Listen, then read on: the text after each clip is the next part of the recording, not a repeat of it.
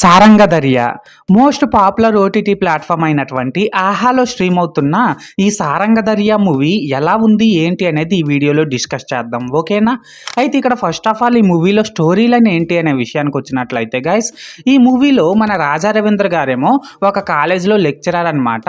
And తనకు already పెళ్ళైపోయి ఉంటుంది. And అంతేకాకుండా తనకేమో ముగ్గురు కొడుకులు కూడా ఉంటారనమాట. అయితే తనకున్నటువంటి ముగ్గురు కొడుకుల్లో రెండవ కొడుకేమో ఒక పెద్ద ప్రాబ్లం అయితే ఉంటుంది. అయితే ఇక్కడ ఏంటనేసి అంటే అసలు ఆ రెండవ కొడుకున్నటువంటి ప్రాబ్లం ఏంటి, అండ్ అంతేకాకుండా తనకున్నటువంటి ప్రాబ్లం వల్ల తన ఫ్యామిలీ ఫేస్ చేసిన ప్రాబ్లమ్స్ ఏంటి, ఇలాంటివన్నీ కూడా మనమైతే మూవీలో చూడాల్సి ఉంటుందన్నమాట. సో మొత్తానికి అర్థమైంది కదా స్టోరీ లైన్ ఏంటి అనేది.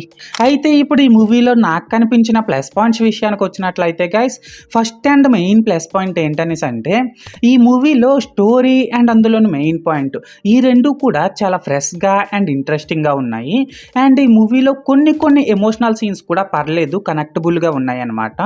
అండ్ అంతేకాకుండా ఈ మూవీలో ఇంటర్వెల్ ముందు వచ్చే ట్విస్ట్ కూడా చాలా అంటే చాలా ఇంట్రెస్టింగ్గా ఉందని చెప్పాలి. అండ్ ఇప్పుడు ఈ మూవీలో నాకు కనిపించిన సెకండ్ ప్లస్ పాయింట్ విషయానికి వచ్చినట్లయితే గైస్, ఈ మూవీలో రాజా రవీంద్ర గారు ఒక మిడిల్ క్లాస్ ఫాదర్ క్యారెక్టర్లో చాలా ఇంప్రెసివ్గా యాక్ట్ చేశారని చెప్పాలి.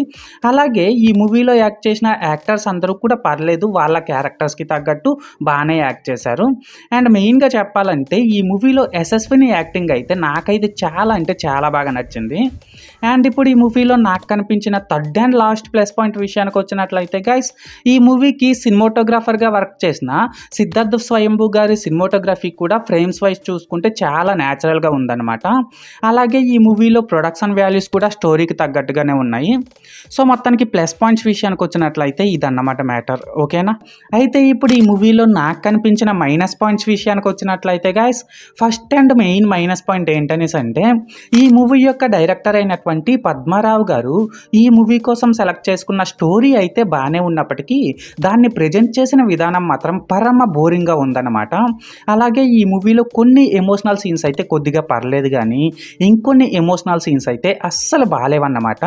ఐ మీన్ ఇక్కడ ఏంటనేసి అంటే ఆ ఎమోషనల్ సీన్స్ని ఏదో పెట్టాలి అని పెట్టినట్టున్నాయే కానీ అవి స్టోరీకి అయితే అస్సలు యాప్ట్ అవ్వలేదనే చెప్పాలి. అండ్ ఇప్పుడు ఈ మూవీలో నాకు కనిపించిన సెకండ్ మైనస్ పాయింట్ విషయానికి వచ్చినట్లయితే గైస్, ఈ మూవీలో మన రాజా రవీంద్ర గారికి పెద్ద కొడుకుగా యాక్ట్ చేసినటువంటి మోయిన్ మొహమ్మద్కి పాస్ట్లో ఒక లవ్ స్టోరీ, అండ్ చిన్న కొడుకుగా యాక్ట్ చేసినటువంటి మోహిత్కి ప్రెజెంట్లో ఒక లవ్ స్టోరీ, ఇలా వీళ్ళిద్దరికీ కూడా లవ్ స్టోరీస్ అయితే ఉన్నాయి.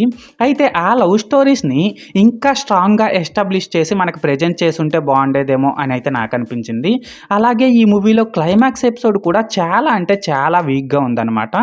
అండ్ ఇప్పుడు ఈ మూవీలో నాకు కనిపించిన third and last minus point విషయానికి వచ్చినట్లయితే గైస్, ఈ మూవీకి మ్యూజిక్ డైరెక్టర్గా వర్క్ చేసిన ఎబినేజర్ పాల్ గారు ఈ మూవీకి ఇచ్చిన సాంగ్స్లో మన చిత్ర గారు పాడిన సాంగ్ కొద్దిగా పర్లేదు, కానీ మిగిలిన సాంగ్స్ అండ్ బీజిఎం అయితే టూ వరస్ట్ ఉన్నాయనే చెప్పాలి. అండ్ ఈ మూవీలో లాగీ సీన్స్ కూడా చాలా ఎక్కువగా ఉన్నాయి. సో వాటిని ఎడిటింగ్లో లేపేసి ఉంటే బాగుండేదేమో అని అయితే నాకు అనిపించింది. సో మొత్తానికి మైనస్ పాయింట్స్ విషయానికి వచ్చినట్లయితే ఇదన్నమాట మ్యాటర్.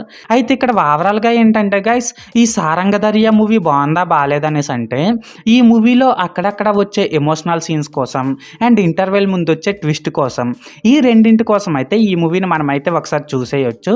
అండ్ నేను ఈ మూవీకి 5కి 2 రేటింగ్ ఇస్తున్నా. సో మీరు కూడా ఈ మూవీని ముందే చూస్తుంటే మీకేమనిపించిందో అది కామెంట్ సెక్షన్లో చెప్పేయండి.